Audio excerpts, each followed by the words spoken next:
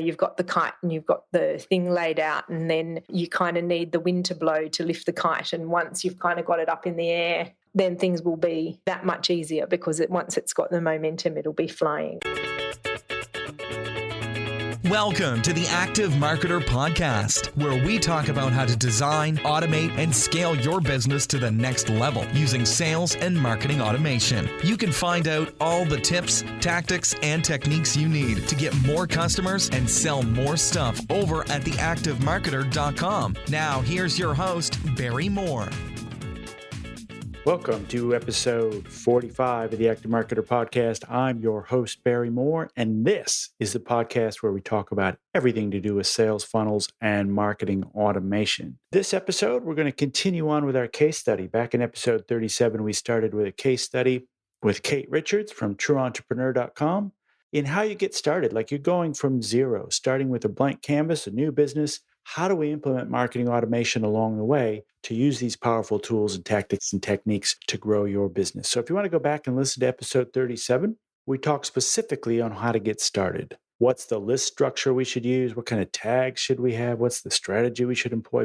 All the foundations before we want to start taking a single email address. And you can find that back in episode 37. So we're a few weeks on, and we're going to check back with Cate where she is. She's implemented like a champ, and now it's time to take it to the next step. What does our sales funnel look like? What does our opt-in funnel look like? And where can we go now that we've got the basics down and we're starting to gather some email addresses via a lead magnet giveaway? So we'll get into that interview shortly.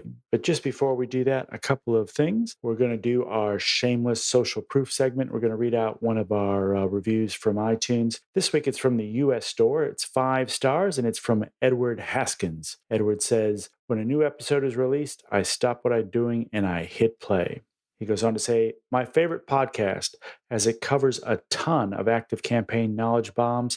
Just finished the recent episode with Chris Davis of Lead Pages fame. Great content on the single double opt-in methodology that Chris deploys." And he goes on to say the Todd Brown episodes were value-packed as well. Ian Brody's episode on creating an onboarding sequence. Taki Moore on webinar specifics. Ezra Firestone with good advice in regards to e-commerce and post-purchase follow-up. Justin Brooke on his switch from HubSpot to ActiveCampaign. Shane Malach from Thrive. All great content. Excited to hear more. Well, thank you so much, Edward. I really do appreciate you taking time to leave a review on iTunes. I know it's not exactly the easiest thing to do. And I also want to thank you for all your continued contribution in Automation Nation. So Edward's one of the fellow automators that we have inside our private Facebook group called Automation Nation, and he's continually posting good information in there. And we'd love to see you inside as well. So if you head over to Facebook and you just type in Automation Nation, you'll find our private Facebook group. Just hit apply or join and let us know you heard about it on the podcast. We'll let you in. And that is where you can get all the good guff from tons of other fellow automators just like you are putting this stuff to work in their business. So I hope to see you on the inside. In the meantime, let's get into the main part of this week's episode, part 2 of our case study with Cate Richards.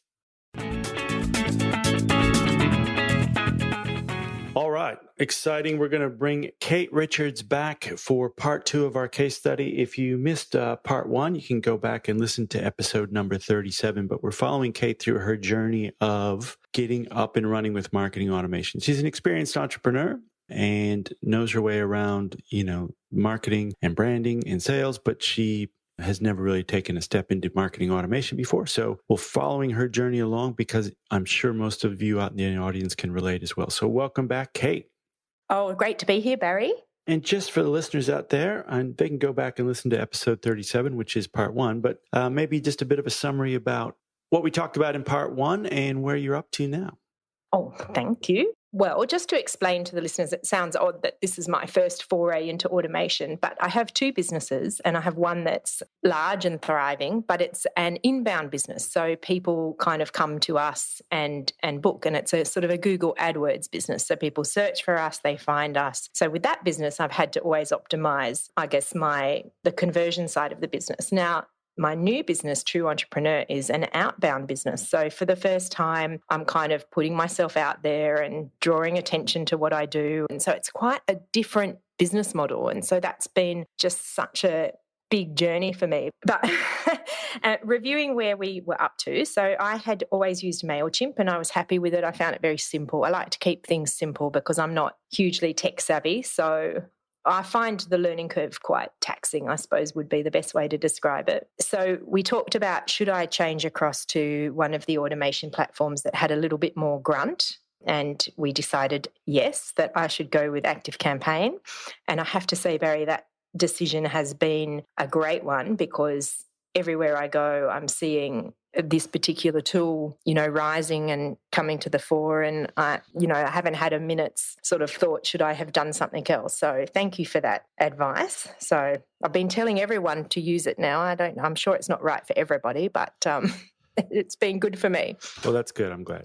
And also, we chose Thrive Leads as the email form side of things because I wanted it a bit more design than the ActiveCampaign forms offered. Being a branding person, obviously I have quite high levels or high standards for the design side of my website. So, a little bit of learning curve there, but I think that was a great choice as well because that all comes in a package, and I also will have the option of using the Thrive Content Builder, which people are raving about. So again, Barry, you were ahead of the curve, and that choice has been validated over and over in every group I'm in, people saying that's the great combo. So thank you for that.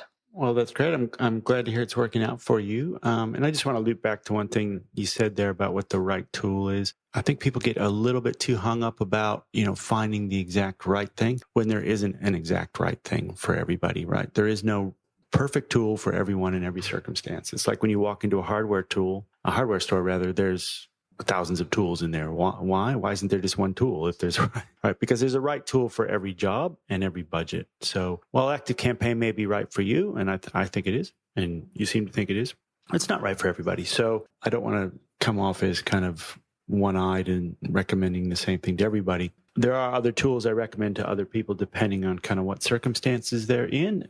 But I think broadly speaking, that combo of ActiveCampaign and Thrive Leads for the capture is a pretty powerful one. So hopefully that's panning out in your business exactly how we plan. Well, it is. And I think the price is really good. I think where they have kind of recognized is, they want people to grow with them. Okay. So in our previous part of the case study, we talked a little bit about the basic frameworks you need to have in place before you start. So we talked about a list structure and how to organize your list or lists. We talked a little bit about tagging and how we're going to organize those people that end up on our list. And then finally, we talked a little bit about lead capture. So how are we going to get people on the list? And if you want to find out more about Thrive Leads, you can go back to episode number 2, where I talked to the creator of Thrive Leads, Shane Malone. We talk all about that tool and why he created it and where he's going with it. And just as an aside as well, he recently switched from, I think he was on Infusionsoft, over to ActiveCampaign himself for his business. So he's using it as well. So it's always good to know that the creator of the tool we like so much is actually using ActiveCampaign as well, because then the integration between those two things is going to be pretty tight. Absolutely. And one thing that's probably, these are not things that I understood at all, Barry, but is Thrive Leads integrates at the tag level. So there are a lot of other solutions with ActiveCampaign where you can dictate, I'm going to put this person onto my master list and then set off an automation sequence, etc. But with Thrive Leads, in the actual form that you build, you can put your tags in there, and those tags automatically get passed across to the list. And that was a really big thing for me because the first email form that I chose didn't do that. So that was what necessitated a change, and it's been good. So that was an excellent thing to advise. But one thing I did want to talk to you about, Barry, because I am in Automation Nation, which I personally think is the best Facebook group that I'm in. There are such amazing, smart people in there. But one of the things that I did is I didn't want a lot of friction. So when people fill in the form to get my lead magnet, which is the one-page brand, which is sort of going through all the sort of segments and pieces of branding and getting it all very clear and concise. When they go through that, I have them land straight onto the page where they can start to consume the course. And now I'm a little bit concerned that maybe I should be actually using that page as just a thank you, and maybe maybe put a video on there talking about me and the business, and then on that page say, head over to your email in 5 minutes and the link will be there, and sort of send them off to the email to consume the course via a link. So I'm just a little bit concerned about, have I set that up the right way, and what do you think? Should I change that, or should I leave it how I've got it? All right, well, let's talk about that a little bit. First of all, there is no right way. I see this all the time. Everyone says, what's the right way to do this? What's the right way to do that?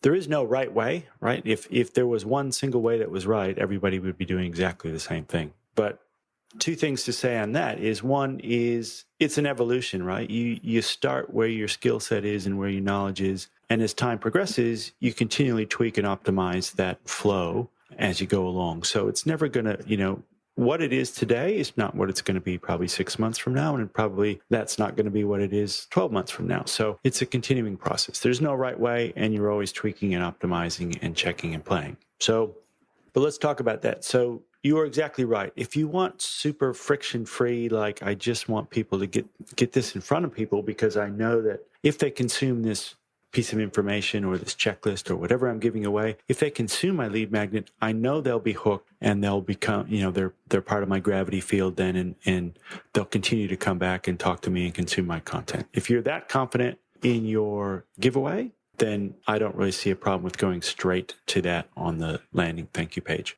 That also does another thing for you is, one, if you do it that way, that page becomes a goal conversion in Google Analytics as well. So you can set that up as a goal conversion so that you can see how many people have ended up on that thank you page or that landing page where your content is, and you can tell where they came from to arrive there. So now there is other ways to do it. So that's the most friction-free way. Exactly right. Just they opt in and they end up on the page where they can get the lead magnet. A little bit more of a sophisticated way to do it might be to get the opt-in. That takes them to a thank you page, which is kind of a little bit more of an introduction to you and what you do, right? So I think you kind of alluded to it there in a second. So that when they opt in for your one-page brand, they end up on a thank you page, and there might be a little video of you saying, hey, thank you very much for downloading our one-page brand. I'm Cate Richards from True Entrepreneur, and a little bit of introduction to yourself and what you guys do at True Entrepreneur. Check your inbox in 5 minutes. You find the one-page brand.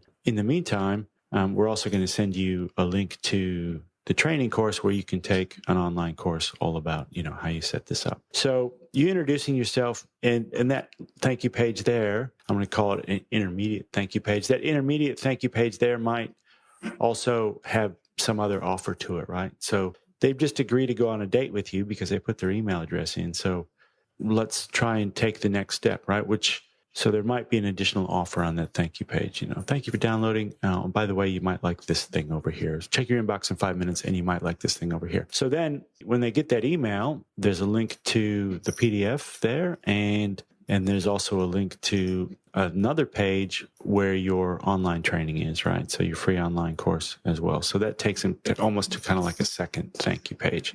The benefit of doing that is, you're not giving away all the content on that thank you page. So there is some sort of email validation that has to take place. So if they've put a fake email address in, even though it's still a single opt-in, if they put a fake email address in, they're not going to get the good stuff, right? They're not going to get their PDF and they're not going to get the link to the free course. So you're building in some sort of, it's not really a double opt-in, but some sort of check and balance there that they have to put in a real address to get the real info. And then you can also set up both of those pages as goal conversion. So there's goal conversion step 1, which is someone opted in, and then there's goal conversion step 2, which is someone's consuming your course. And then you can add those into Google Analytics, and you can have 2 goal tracking metrics, and you can see how many people go from the thank you page 1 to thank you page 2, and you can see how many are dropping off in your analytics. Yeah. Does that make sense? It does. It makes a lot of sense. So I guess to that intermediate thank you page that you talked about, this is where some people put what they call a Tripwire offer, isn't it? Where you sell potentially a low price product, or maybe you invite people to a webinar or whatever it is that you do. You've kind of got their full attention right at that point. And I guess, potentially that's a time to pitch something. Yeah, exactly. That turns them into a buyer. Yeah. Yeah. So for those people who may not be familiar with that term, Tripwire. So I think it was coined by Ryan Dice or Perry Belcher or somebody, that it's basically when you got large volumes of traffic, you want to try and filter out who are the lookers from who are the bookers, right? So you want to get someone to take a commitment, or sometimes they call it a micro commitment, to someone who will pull out their credit card and give you $7 is very different to someone who's just there for a free download. So you're using a low barrier to entry, low cost product as a filter, basically, to filter out those people who are most receptive and those people who are willing to part with a little bit of money for whatever you might be selling. So if I can get someone to part with $5, $7, it's much easier to buy a $200 product than someone who won't even part with $7. So those Tripwire offers, you can put those there, or you can, like, as you said, you could put a webinar offer there as well. Just something that's going to draw them once, they're on the outer circle of your world, right? They've just taken the very first step, which is to give you their email address. They've made that very first baby step into your world. You wanted to get them to take another step in, a little bit further into your world. So getting them on a webinar would be a great way to do that, or getting them to buy a brand check. Maybe you sell like a $30 brand review where you just go look at their website really quickly and you go, this is messed up. This is messed up. And you give them a little bit of a teaser to what you can do for them to help them sort out their brand. Well, that's, exactly. And this is the step that I still probably don't have an asset for that. So, but I'm thinking about it and I'm getting closer every day. But it's good. I mean, what I do have that I've been working on the last month, almost solidly and very kind of determinedly focused, is a new product, a new core offer. So I'm very excited about that. And I'm going to have that ready to sort of unleash on the world, I think, in about the second week of January. So awesome. Yeah, very excited. Just doing some beta testing on that one, Barry, and it's all looking really good so far. So I'm excited about that. So the next couple of weeks, I'm just going to build that funnel out. And but I kind of have bought this philosophy about the time to kind of ask somebody for this micro commitment or this next step from, taking your phone number to asking you on a date is right at that exact same point where they've first put up their hand and said, show me what you've got. So I am buying that as a philosophy. I guess it's all just building and building, isn't it? And one of my friends, our mutual friend Alana, said to me the other day, Barry, because it's taking me longer than I guess. I don't really know what I expected, to be honest, but it's kind of taking a little bit more time, I guess, than I thought. And she said, it's kind of like you've gone down to the park with a kite and, you've got the kite and you've got the thing laid out, and then you kind of need the wind to blow to lift the kite. And once you've kind of got it up in the air, then things will be, that much easier, because once it's got the momentum, it'll be flying. And I thought that was a great analogy, and it sort of helped me, because I'm just at that stage where a few more things have to fall into place, and hopefully that big gust of wind will come and the kite will go up. Yeah, and that brings up a good point. You're talking about what's the right way to set up this funnel or this thank you page sequence or whatever. The right way, quote unquote, is what you can do now, right? So if you don't have the assets in place to do this multi-step thank you, Tripwire thing, then you can't do it. But what you can do now is what you've done, where you have the asset on the thank you page and people can download it, right? So you at least, you're not waiting. What I see is everybody waiting till everything is perfect, right? Which is, it's never perfect, right? So speaking of 5 leads and shame law, he said, what good entrepreneurs do is take action uncomfortably quickly, right? So how quickly can I keep moving forward? I'm not waiting till everything's in place before I do something. So as I said, it's an evolution. You start with your basic thank you page, then we move on to kind of a 2-page sequence, and then we might move on to a 2-page with a Tripwire sequence. So it's an evolution, absolutely. And going back to your kite metaphor, you don't start letting out the string until the wind's blowing, right? The kite's still on that's right. Kite's still on the ground. There's no point in letting the string out. Yes, I feel like I'm just kind of running with that string at the moment, and the kite hasn't started to lift, but I'm sure it will soon. I'm actually really pleased at the sort of level of people that are opting in, that are sort of stumbling across me, because, every day there seems to be 2 or 3 more people, and because I haven't really started any kind of paid traffic yet, it's all kind of organic. So I think that I'm happy with that for now. So the other thing to think about that not too many people actually think about, and I got this tip from Russell Brunson when I was talking to him, is that lead magnet. If you want to think about fishing, that lead magnet is bait, right? Yeah. And that bait needs to be the right bait to catch the right fish, right? Or attract the right customer. So he was talking about a story where he had this really generic kind of lead magnet and he was just getting all tons of freebie seekers and stuff. So he changed up his lead magnet to something that wouldn't make sense to people who weren't already a couple steps into the journey he wanted to help them with. So if you want to look at my case, for example, the obvious lead magnet on my site might be, the beginner's guide to marketing automation. But that's going to get a bunch of people who probably don't know anything about marketing automation. But the people like me.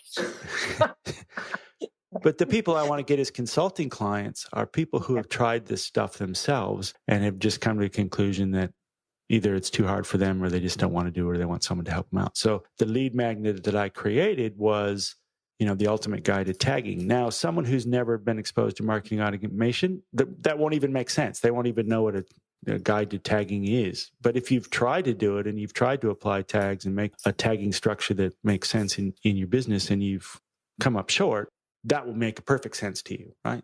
It makes perfect sense to the person who's tried it and is frustrated. So that's right. So it has an inherent filter in it, doesn't it? Exactly right. So if you want, a better level of opt-ins, then you might want to look at the lead magnet that you're putting out there. It's like, so if you're helping people on a 10-step journey, you might want to attract the people who have already gone 2 steps because they've already taken some action, but they haven't made the rest of the journey rather than trying to get everybody at the very first step of the journey. Does that make sense? Yeah, absolutely. That's really great advice, actually, Barry. I'm going to think that through and have another look at this funnel that I'm about to build. Yeah. So the other thing I've done on your advice is I've started my first automation. Mm-hmm. Now, it's not very long yet.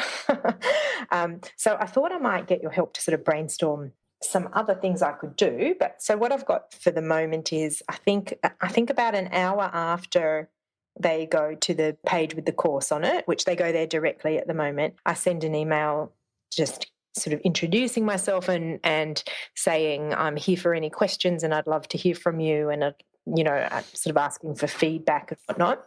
And then I think it might be, I can't remember, maybe 2 days later or a day or 2 days later, I send out another one with some of my really good content, which has had a great response, which is the blog post I have about whether people should use their name as their brand or whether they should find a sort of a business brand. It's not, as you always say, Barry, there's no right or wrong answer. But what I've done there is I've completely laid out the different reasons people would do one or the other. And, because whenever you're making these choices, you're actually ruling out some other things. And you need to understand when you make a decision, what options you're actually cutting off for yourself and why you might want to do that. So that piece of content's had some really good feedback and I think it's already helped quite a lot of people. So that's the first one I lead off with. And then I send another sort of similar, quite a strong piece of content another 2 or 3 days. And I think it's just petering out a little bit there. And then, of course, the other thing I do is a sort of fortnightly digest as a campaign that goes out to everybody on the list. So obviously I've got work to do here, but I've started. So I'm glad I've started. As you said, I wasn't waiting for everything to be perfect. So, yeah, I thought I'd sort of get your help. So what sort of things have you seen that's worked really well for people in terms of a sort of induction sequence, Yeah. So a couple of things there. One is you've done a couple of things well, which is you want to go in and you want to find some of the best content on your blog or in your site that people connect with and mail that out to them as part of the sequence. And if you can't really think of what that is, then dive into Google Analytics or if you've got Jetpack or some of those WordPress plugins will tell you what the most popular content on your blog or on your site is. And then you want to steer people to that, right? So they've just given you the email address. You want to wow them with your best stuff to keep them coming back, right? So, and as you said, there's no right answer here. And thirdly, it doesn't necessarily have to be long. I get this long, I've got this 20 email sequence. It's like, well, does it need to be 20? Longer is not necessarily better. I think there comes a point, the question becomes, how much value can I add in this indoctrination sequence or this introduction sequence to people? That's what you really want to think. Like, how much value can I add? And if I only have like 4 or 5 emails that are valuable and the rest are just kind of fluff to make me feel better that there's 20 in the sequence, then you're probably burning that new lead out with rubbish, right? I would much rather give them 4 or 5 really great pieces of content and then move them on to my nurture sequence or my broadcast emails than just keep them hanging around just because I want to feel better about having a long sequence. So there's lots of schools of thought here as to what goes into that sequence. And again, it's an ever-evolving process. If listeners want to go back to episode 19, Ben Kruger from Authority Engine shares his sequence there. But first thing you want to do is send that email out, deliver on what you promised, right? So you promised them a one-page PDF. That needs to be the first thing that you deliver. And waiting 5 minutes, like actually having a wait 5-minute step in there is not a bad thing, especially if that thank you, if you can have that intermediate thank you page with a video of you on it, right? It says, hey, thank you very much for downloading. It should hit your inbox in about 5 minutes. In the meantime, watch this, 3-minute video of me telling you how great I am and what we can do for you. Because if it hits their inbox straight away, they're just going to bounce off to their inbox. They're going to get some little Gmail notification that says, ding, the email's here, and they're going to bounce off your video and not watch your video. So you want to give them that 5-minute buffer to watch your video. So then send it out. Then you might have one of those automation steps that says, wait until they've opened it. You can do a 2-stage wait in ActiveCampaign where it says, wait for an action to happen up till the maximum amount of time of X, right? So you could say, wait till somebody opens that email, but wait a maximum of 2 days, right? And if they don't open it within 2 days, then we're going to send them another email that says, hey, Kate, I just want to make sure that you got your one-page brand thing. So you're sending in an email. Maybe they just got really busy. Maybe that email got swallowed up by a bunch of other ones that came in, or they had to run off to a meeting, whatever, and they never got back to opening it. At least you've given them the option now with that second email to go in and open it again. So you're repeating the message and you're giving them a separate opportunity. If they do open it, then you can branch them off and skip that second email altogether. Then you probably want to hit them up with some of your best content, right? So you might wait a day or 2 days and say, hey, Kate here from True Entrepreneur again. I just want to make sure I just thought you might be interested in this article where we talk about how to structure your brand before you even put pixel to the screen. So, and you might send them to that article about whether to create a brand based around their name or based around a business name, and send them that article, maybe a little digest in there about what's in that article. Hey, here's a really great way for you to not make a mistake on day one of your business. It's like, oh yeah, no, I don't want to make a mistake on day one, and that clicks them off to the article, right? So use an open-ended question there to get them to click, and then maybe some introduction to yourself. This is Kate. This is my story. This is why we do what we do, and here's a case study of some results we got for somebody else. So you're sending them great content. Then you're kind of reinforcing why you're the person that they need to come to for this, some social proof with a case study, and then maybe 2 or 3 more emails after that showing them what the next steps are going to be, right? So once you've sorted out whether it's going to be my brand or my name, okay, what's the next step after that? Or the next step is this. What's the next step after that? So I would reiterate the key points in your lead magnet as the follow-up sequence, because just because someone's downloaded your lead magnet, you can't really assume that they've read it. A lot of time it just goes into the lead magnet folder, never to be seen again, because people think they want to see it, but they don't have time to read it, and then it never gets read, and blah, blah, blah. So at least you're reiterating the points. So if there's 5 points in your one-page brand thing, or 7, I think you had, then you want 7 emails reiterating each of those points. Does that make sense? Right. Yeah, absolutely. That's great. Great advice. Thank you. I'm interested in this idea of, I'm very much of the thing about, solve a problem for somebody and talk about what they get, what their outcome will be, rather than sort of talk about myself. So, yeah, I think there's a fine line, isn't there? It's not, you've got to kind of really pitch that right. So you maybe warm people up before you start saying about how great you are. Yeah, for sure. I'm not saying you say how great you are. I'm just saying that you introduce yourself. Just like you would say you're at a network function or a mixer or some sort of networking event.